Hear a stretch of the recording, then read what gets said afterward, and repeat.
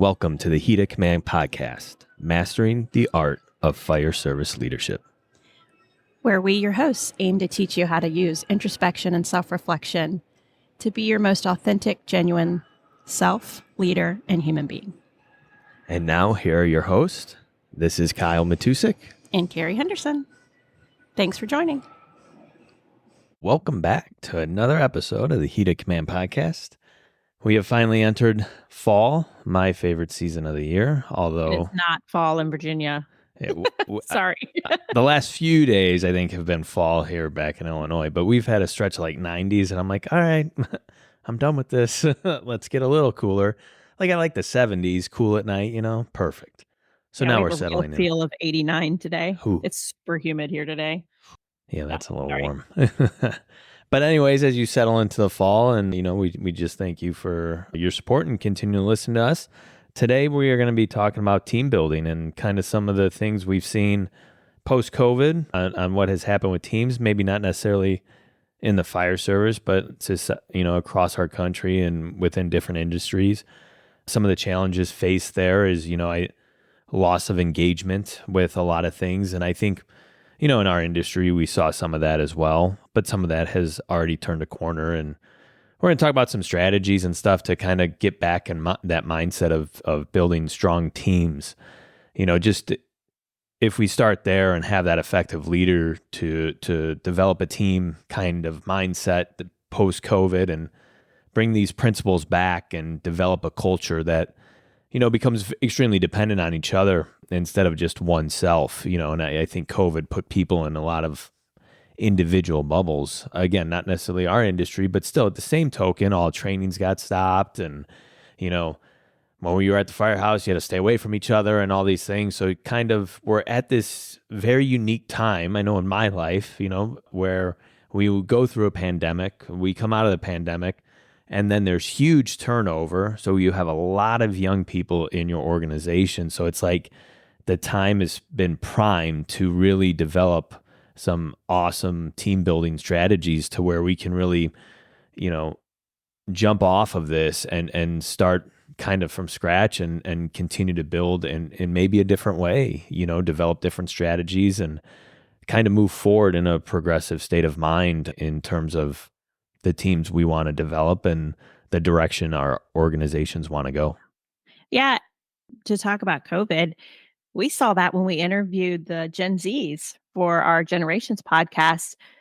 And you think about folks, it's probably twofold. Some folks probably during COVID that were school age were probably craving a team, craving to being a part of a group, and didn't have the opportunity. So now they get to come work for a fire department, and gosh, that's probably good for the soul. They get to be back part of a team and re-engage. But there's a portion of the population where, they realized during COVID they were alone and kind of got used to it. And now we have to figure out a way to integrate them into a very group-like setting and teach them how to be a part of a successful team or group. And I see that when we bring our new folks in, they're either like ready to be all in the middle of it, or they need some time to figure it back out. So it's interesting. Yeah, I think, especially with newer people coming into most industries, I think they walk through life maybe with a little bit more caution, maybe a little more apprehensive as well. Just want to test the waters and see where they fit in, see where they belong. And I'm not saying that's a good thing or a bad thing, and I might be way off the mark too. But it's just kind of this impression that I get that where, cautiously optimistic of entering the industry where, when I got hired, there was no cautiously optimistic. It was like, this is what I want to do. I'm going to go do it. Let's, and there was just this different type of energy behind it. Again, I'm not saying one's right versus the other, or we need to just go after one set of people versus the other. I'm not saying that. It's just taking that approach now, and we see people coming in that way, and it's like, how can we start to change our approach? One of the biggest things when I look at developing a team, when we got into the fire service, it was almost you as a new person needed to earn the respect of everybody else while not knowing anything. And to me, it's just kind of backwards. Now, I'm not saying that we need to lose that kind of tradition, but I think the way it's adhered to and put out there is completely backwards. It's like, when you have a kid, you don't look at the baby and be like, you need to earn your spot in this family. No, right? We coddle them, we help them, we build them up, we, teach them, we train them because it's all about building that effective, if it's your child, that effective family unit and your values and your traditions. And same, we parlay that over into the fire service and what we can do in terms of how do we build, motivate, and teach them while showing respect to them because, a lot of them are not coming from they're still living at home, and this is all stuff we talked about before. So our approach just has to change in that mentality of what it means to build a team. It's not just a given anymore, and it's not just this fear-based approach, but rather it's a time for empowerment and motivation and teaching and really taking hold of those principles and kind of letting loose on some of the things that we used to do because they're just not effective. Yeah, I can remember feeling like I needed to earn my spot on the team, and it's like, "You assigned me here, I've gotta be a part of the team." And Right. yeah, I do need to be a very successful contributor to the Hmm. team, but I need to know what are the goals of the team and, like, how do I fit in, and can you open up a little space for me because I'm new here, and but I this is where you put me. So Right. it's like I didn't volunteer for this team. Now, I did volunteer as a firefighter back in the day, but it's like when I got hired, it's like I didn't, it's a softball team that I joined. It's Right. Yeah, I could hear some people in the background drastically disagreeing with us right oh yeah. now. Oh yeah. Yeah. It's not, you got to be mean to the new people, and it's like, no, no, you Yeah. don't. We can be Yeah. stern and have high expectations and Oh yeah. standards. Standards. Yeah, You know, standards for sure. we're not For sure. saying drop that. It's just the approach to develop that well-oiled machine. Yeah, and there's a bunch of different teams, right? In the fire service industry, the most common is the crew you work with, right? And so that's a team that has to be well oiled and cohesive and communicate really well together, spoken and unspoken communication. But then there's also the committees, the specialty teams, e- executive leadership teams. It's a whole, for me, I found it was a whole different ballgame when I switched from operations into an admin position because at first it was like, well, this isn't a team. This is I'm in the training division. I oversee the training division or health and safety or whatever it is. And you don't feel like at first, I didn't feel like it was the same. Like I didn't feel like it was part of a team. And so I had to really change and learn a lot about leading teams from that aspect because it was almost like corporate. That was almost like switching to the corporate world. And so it was a big adjustment for me. But I think we should start by talking about the teams, building a team, a cohesive crew at the fire station. And if you look up or do any research about team building, there it's always like what's the goal of the team? And you still need to do that as a crew at the fire station. You still need to identify like what's your goal? What's your goal, your short-term, your long-term goals a- as part of a crew if you're a company officer or even just a member of the team. Like what's the team working towards? Maybe you want to be the best EMS providers, or maybe you want to provide the best customer service. You want to be the very best on the fire ground and or the best tech rescue company or whatever it is. You should have a goal that everybody understands. And I don't I don't remember ever like saying that out loud, right? It was probably part of my expectations kind of meeting, but like I don't think I ever sat down with a whole crew and was like, "Hey, let's set a crew wide goal." But how cool would it be to do that with your crew? And every time somebody new comes to your crew, you say, "This is what we're working on. This is our goal." Yeah, I like that. It's I just think back, as well. A lot of everything we talk about is based on a lot of our experiences, so it kind of guides our thinking in a way.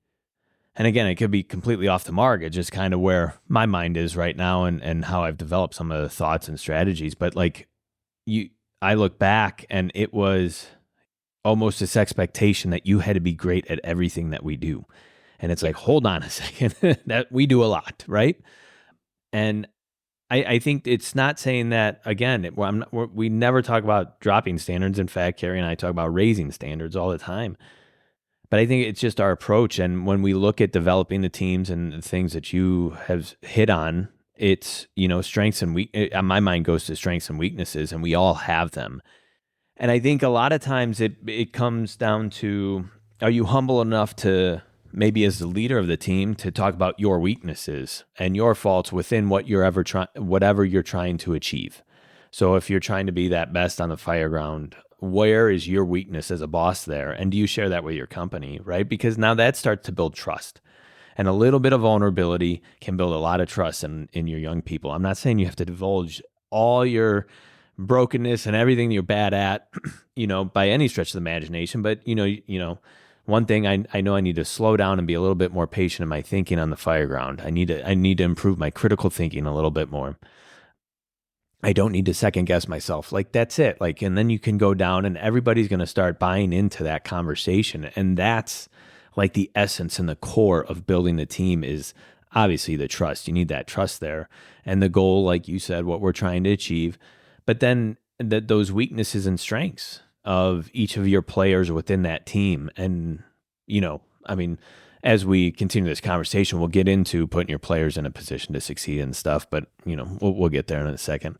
But it's just that trust aspect and starting to develop in the team what everybody knows, what everybody expects from each other, and where the strengths and weaknesses are, so we can help each other across that. Yeah. Yeah. And I like that you brought up trust, because that is such a big part of a team, a well working machine, a team that works together. Because if you don't have any trust, you always operate in this like like feeling of unease. Like when I've been on teams that I didn't trust the other players, or didn't trust the other the team members, it was like, like it just is an icky feeling. And I hate to say that, but it doesn't feel good. And it's very hard to make decisions when you don't trust the other people that you work with.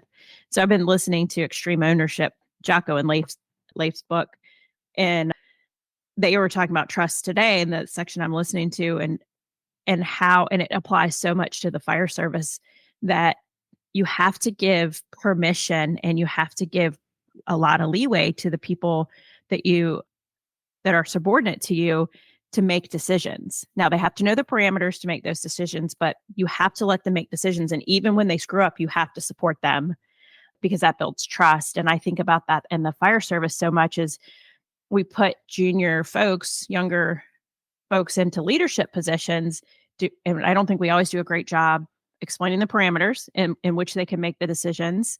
And then when they screw up, we blame them and we take no ownership in that blame. And it's like, whoa, whoa, whoa, whoa, whoa. And so that erodes your trust. So the next time they have to go out and make a decision, they're second guessing themselves. They're like, oh, they're not going to support me. What if I screw up? So it takes them longer to make decisions, which is not good in our industry. So there's got to be so much trust on a team for your subordinates and everybody around you to make decisions based on intuition, based on their training, based on the parameters they know they're allowed to make decisions on, and then call if it's something that's outside of those parameters. And I loved that section today when I was listening to it, and that's perfect timing for our podcast. Trust in a team, and especially the higher up you get to, like the level I'm at and the team that I'm a part of, the trust is ebbed and flowed in our team. And if you have somebody on your team that's part of your group that is eroding that trust, or is not being a good team player, it has to be addressed, because it kills the whole team. That you can have 9 out of 10 people that are killing it on a team and collaborating and trust each other, and that one person will just, like cancer, destroy the whole team, and it will not work. Yeah, you're just singing my language here. Yeah, I get it, and I lived in it, live in it, whatever. And I can hear a lot of the younger people and a part of teams saying, well, what if that person is, a senior person, chief officer, et cetera? Like, how do you navigate that? And that therein lies the challenge. Like, I don't have that easy answer for you in developing a team. And, especially when it comes to the jobs that is expected of us. And when there's that lack of trust, just because you're junior or this or that, it just becomes an environment that is not good to achieve the goals that we are set out to go do as an organization. When we put that personal ego into the picture, it just destroys everything. Right. And like you said, it's a cancer, and it gets nobody anywhere. And at the same token, I see that there's a failure of wanting it to be addressed. Like, we're afraid to address some of these issues because why? And I'm accustomed to where we'll pick out faults in other people, little faults, right? Yet we will look over the big faults that are destroying our teams, and where we're not able to have that cohesiveness to build strong team to complete the mission ahead of us. So for the people listening, and you're identifying that problem, I don't have that easy answer. I think it still goes into how do you develop as a leader and build teams. So if you don't have that ability to build that team on that global level of developing, if you're a junior person and you want to develop, you want to be the best on the fire ground, what type of team can you build in your inner circle to continue to progress down that? So is it just, you're doing extra training and you get your buddy to train with you, we still can learn these principles on smaller scales. So we don't always need that big scale to learn these principles. Like, take the stuff that we're saying and go do it still. Build a team of 2 people. That's fine. Do you have the trust that goes back? Is there a little bit of vulnerability? Are you allowing each other to show off their strengths while you get to help each other with their weaknesses and can identify those weaknesses? Are you able to have those open conversations where you're not going to get offended and defensive? Rather, you're going to listen with an open ear to build yourself up. And in turn, you're helping that person who's having that discussion with you build their leadership as well. So it's all like this big full circle thing when we look at teams. And a lot of times I've seen, and what it becomes it is the exact opposite of that, where it's a very individualistic thing, and it's a lot of blame, and it's a lot of pointing fingers, and it's a lot of talk. Before we got on the air here, we were talking about, there's a lot of talk about, building teams, and a lot of talk about anything leadership, but there's not a lot of action behind it. So when we talk about building teams, what action are you going to do to progress that idea forward and develop the team that you want to be? At the end of the day, when we look at our industry, our number one goal as the fire department is to save lives. So what is your team doing to ensure that you're meeting that goal? Like, start there. That's an easy one. So with the self-reflection, self-awareness, what are you doing to save lives? And then globally, right? What is my team doing? How can I help? How can I build this team up? And if you're, shot in the foot a few times trying to develop that, you just got to keep going and stay resilient to develop the things that you value and that this industry needs. And like you and I were talking about earlier, in leadership and in team building and everything, I do hear a lot of, well, I'm doing that. I'm doing that. Well, it's a lot of self-reflection required. Like, what are you actually doing? Mhm. Like, how, or it's like an interview question. Tell me about a time that you it's it, like, I know people feel like they're doing the right thing, and maybe they are, a lot of people are, but like, what are you actually doing instead of just talking the talk and not walking the walk? So, but going back to you're talking about communication and everything from building trust to, collaboration and making sure your team is healthy, it all boils down to communication. You have to communicate so regularly. And I used to get really worried. My biggest fear was I was going to be a micromanager. I was like, I don't want to be a micromanager, because I hate being micromanaged. So I was like, at all costs, will not be a micromanager. And in turn, a lot of times I wasn't communicating enough. I'm like, here's what I want, go do it. And it's like, I want them to have enough self motivation and whatever just to go do it. Well, then it comes back and it's not actually kind of what I wanted because I didn't communicate enough of what I wanted. So there it doesn't make you a micromanager to over communicate. It's not always because you're not communicating, do this, do this, do this, do this. It's these are my expectations. This is the information I already know about this. Here's some more information that I just found out. How are things going? How can I support you? How are things going? What direction are you going with this? You know, that kind of it's over communicating, but it's not micromanaging. And I was not communicating enough and not getting the results that I wanted.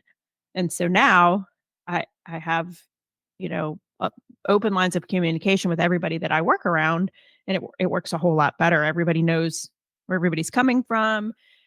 It's not a big shock. Like if I have to go talk to somebody about performance and that's not stellar or not meeting my expectations, I'm communicating so often that it's like okay, and you're on to the next thing because the next thing is probably going to be something very positive, and then or whatever it is. So I like lots of communication because I also think that helps with collaboration a ton.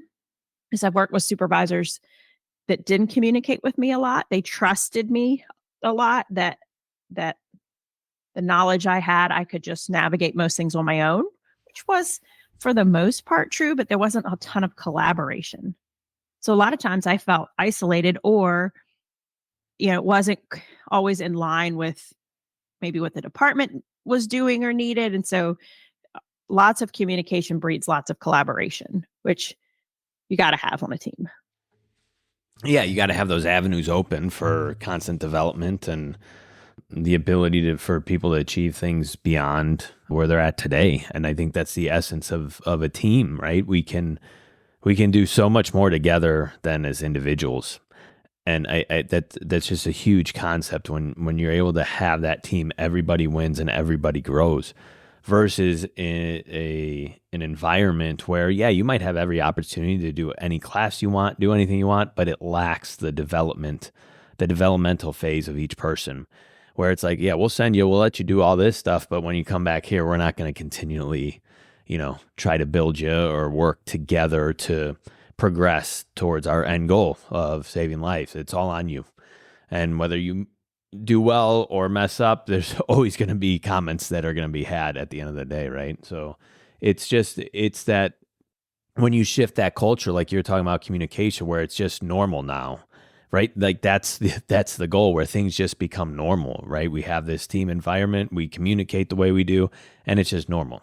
It just is what it is and the way it was always supposed to be. One of the things that we talk a lot about too when it comes to teams and like the whole goal of you as an individual and as a leader or as a subordinate, right? It's about learning competence, right, of the job, which in turn builds your confidence. And then finally, we have a high level of composure. And in order to do that, all that, we need the team of people around us to build our confidence by empowering, motivating instead of fear and shame. And then, as you were talking about, as we build our teams, we put people in positions to where maybe it's not a strength of theirs. We allow room for mistakes to happen because that's where growth can happen. That's what training's for. And we can't shame those mistakes, but yet that's a learning opportunity for everybody, not just the person who made the mistake, but the person who's going to teach how to correct the mistake, right? It's an opportunity for growth across the board. Everything is all the time.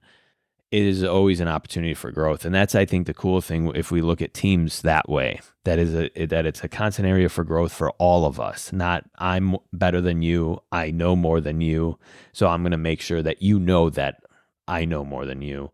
We can't take those approaches. It's just, all right, I'm going to approach this way. And if this doesn't work, I know I need to change my approach. So now I'm learning leadership principles. I'm learning how to adapt while I'm still trying to teach this other person how to correct the mistake they made. And then in turn, right, we build this high level of composure to where we're on the fire ground and we know our people are competent in their job. We know they're confident in their job. And then finally, they're able to think under high stress situations. And like, that's it. That is ding, ding, ding. You hit it on the head and you're kicking butt. And you only do that with an effective team. It's hard to do on your own as an individual. Oh, yeah, absolutely. Another thing that comes to mind, and I think it's interesting in the fire service because we're all, like we're all individual little baseball teams at every station and every shift. And teams like sports teams and a lot of other teams, there's always a plan, right? There's a plan. So like the pitcher is working on this, the catcher's working on this or whatever, or our goal this season is to increase batting average, whatever it is. But it's like I see so many crews come to work with no plan. It's like I'm just going to see where the day takes me. And you know, we're all busy. We're a very busy department, and a lot of times the day does take it where it takes you. But like there should be a plan for your team, for your crew. Like there should be some goals and a plan. Otherwise, the day just takes you where it takes you, and what are you doing, right? So I I always think there should be some sort of plan in place, like we're working on this or we're working on that, or you know I know this person is working on their rookie book, and this is the plan, not just all right, we got to get them cleared as a driver operator, or we got to get their rookie book completed. Okay, well, what's the plan to make that happen? Because if you're busy as crap, how are you actually going to make that happen? All right, we need to ask the battalion chief for an extra body this day, or we need to ask if we can be marked out of service so we can go do this, or we need to ask if we can get down to the burn building to knock some of these skills out, or we need to trade out with somebody another station because we can blow big water at this place. Like it won't just magically happen unless there's a good plan in place. And I see that a lot. I see some of our really, really good leaders have really, really good plans that obviously are flexible and adaptable, but they have a plan to make their people successful. And I think that's awesome. Yeah. I I think it's definitely a challenge, right? To plan a day. And I think just maybe for a little clarification, it's still just having that mentality of this is an approach of how we're going to do things. It just benefits everybody. And again, everything's a learning opportunity. So it's an opportunity to grow as a leader in terms of organizing a process, whether it be a probationary book or whatever you're trying to do for the day, even if that whole day goes right because you're out all day running calls, like it still develops something. So there's still a lot of benefit to it. And, at the same token, if you have a junior firefighter and you're planning their day and this is what we're going to do, like they're going to start appreciating the effort that's putting into their growth as well. Mhm. Again, even if the day goes, even if you're running 20 calls in a day, 15 calls a day, and, you're just busy all day, there's still a lot of value to be added into just the process of preparing and having a vested interest in your crews and where everybody can see that. Once we show that vested interest as boss, they're going to have that vested interest in learning, and then as they continue to go up the ladder, hopefully, that's something that's passed along as well, and we just maintain that vested interest in each other as a team. Yeah. And I want to switch back.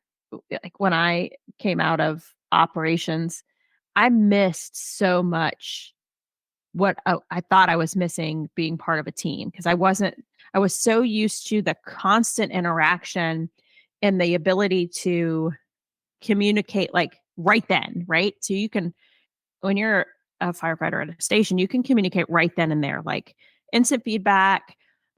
You can check in with people just right away.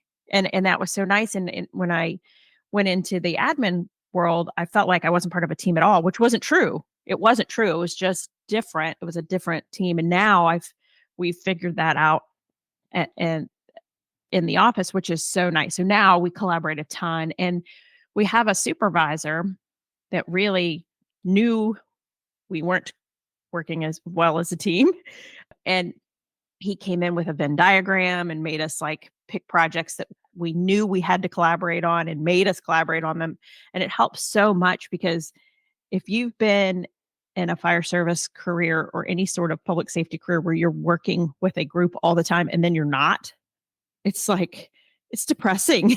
It's like, wait, this is not what my body was built for. I was built to be part of a team like that. And so it was a big adjustment. So if you're in a situation like mine, you're still part of a team. You just got to figure out the characteristics of that team and how it works, and make it more of a team environment and collaborate more and get out of your office. And it's much better now, and I love it. Now I love the team that we work on, and how we collaborate and how we talk to each other, and how much more productive we are. It's really cool.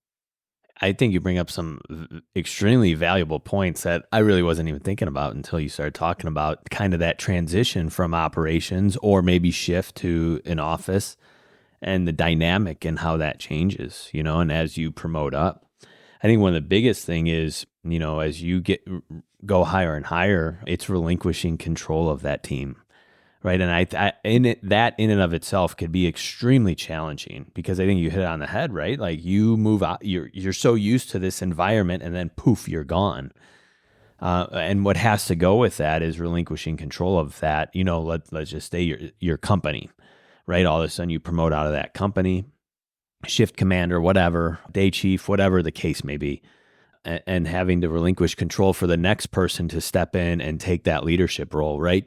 And it's not that you're not part of a team anymore. Your team has just changed a little bit. And now your areas of responsibility change. It's not about developing that fire company anymore, but maybe that boss of that fire company.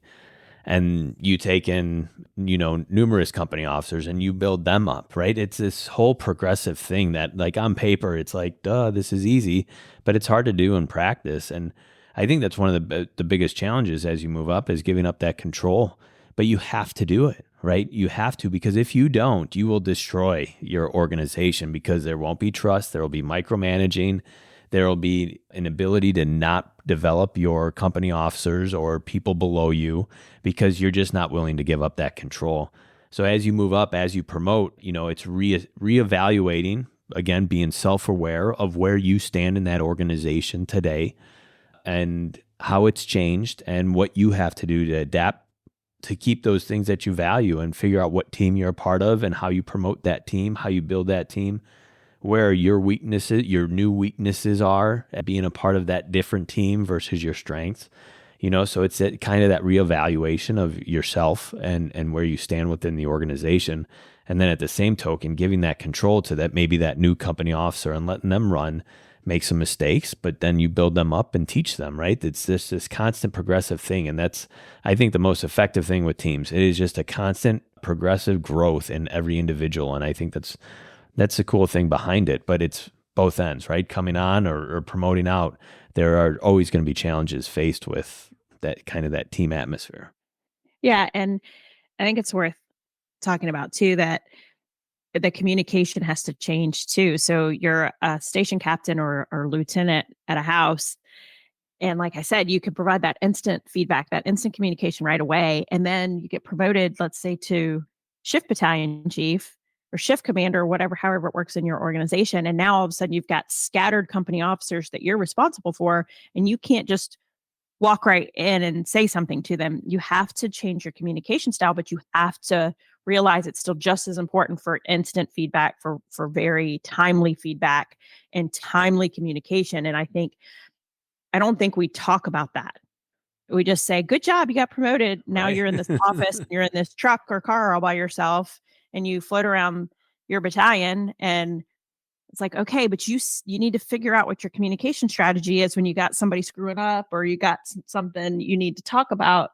Because it was always the joke back a while ago when I worked for his now a retired battalion. He was fantastic, but you could tell when he needed to have a hard conversation with you, because he would show up at your station and hang out for like an hour and talk about like random stuff. And he would like mill around and like, be out by the trucks or like in the stations, and he would just like small talk. And then finally we figured out, and then he'd be like, "Hey, you got a minute?" But it took him forever to like get around to it. And so now, like when he started doing it, I'd be like, "Chief, spell it. What is it? Tell me." And he'd be like, "Okay."